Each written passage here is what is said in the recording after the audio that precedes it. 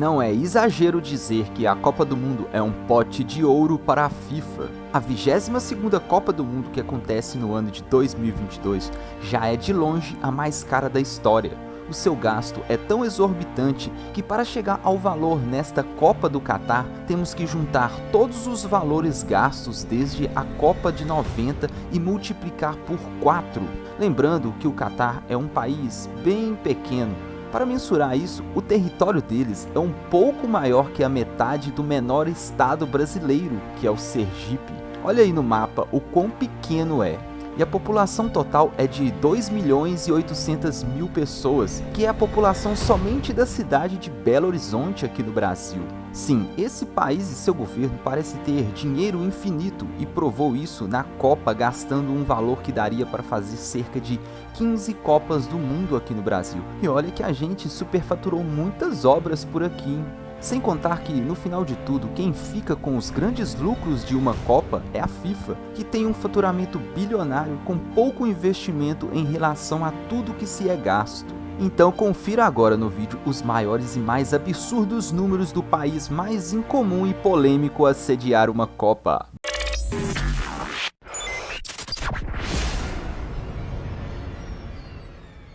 A Copa do Mundo masculina é o evento esportivo mais popular do mundo. 95% de todos os fãs de esportes em todo o planeta estão cientes do torneio. Assim como nas Copas do Mundo recentes, bilhões de espectadores estarão assistindo ou transmitindo o evento em mais de 200 países.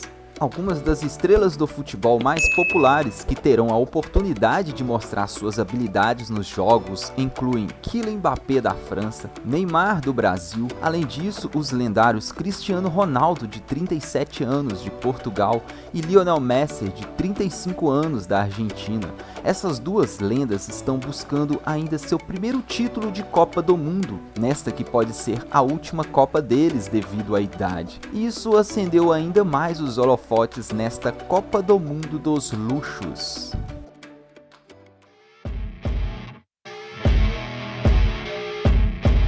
$229 bilhões.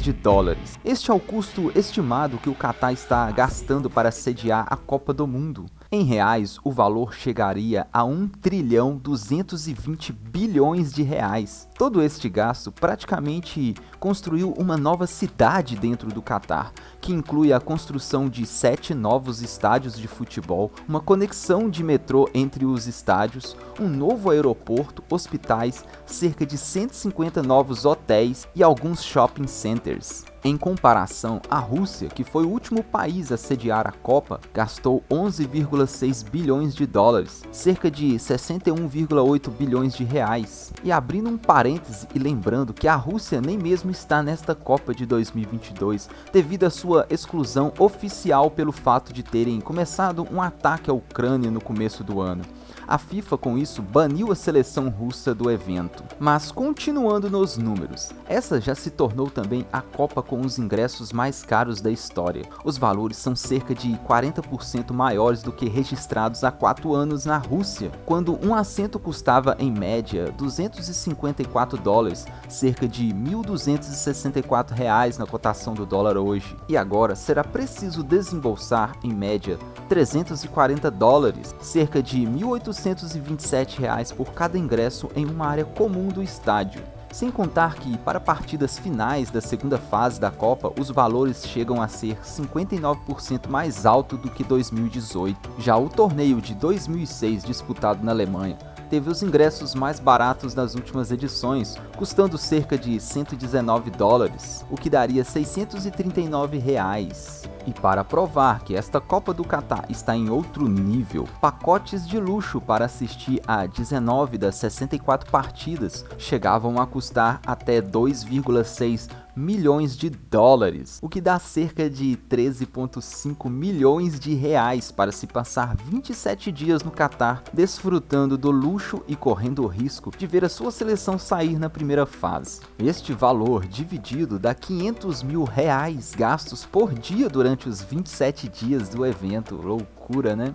E nesta Copa do Catar foram vendidos 3 milhões de ingressos. Os 10 maiores compradores por país em ordem são Catar, Estados Unidos, Arábia Saudita, Inglaterra, México, Emirados Árabes Unidos, Argentina, França, Brasil e Alemanha.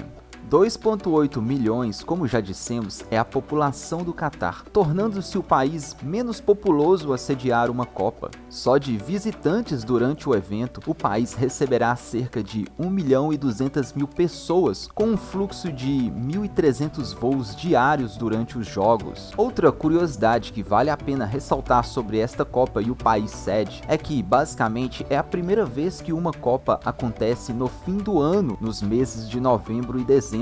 Isso porque em julho, o mês que normalmente acontece o evento, a temperatura média do Catar fica em 42 graus, sendo quase impossível a prática de algum esporte, por isso a mudança. O que não deixou nada feliz os europeus e os brasileiros, pois este período de agora é justamente quando os campeonatos estão sendo finalizados e decididos, o que fez todo o calendário do ano mudar no futebol mundial.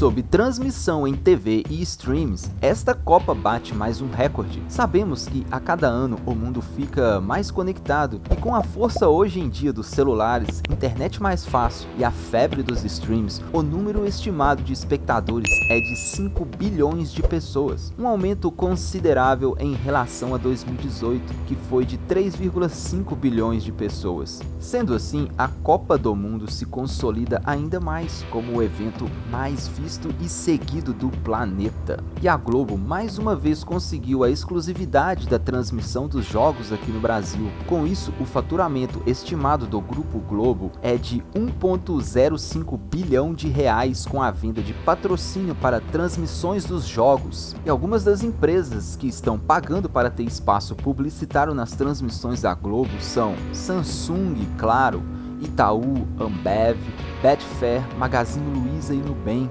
E os jogos serão exibidos na TV aberta Rede Globo, TV fechada Sport TV e no streaming Globoplay.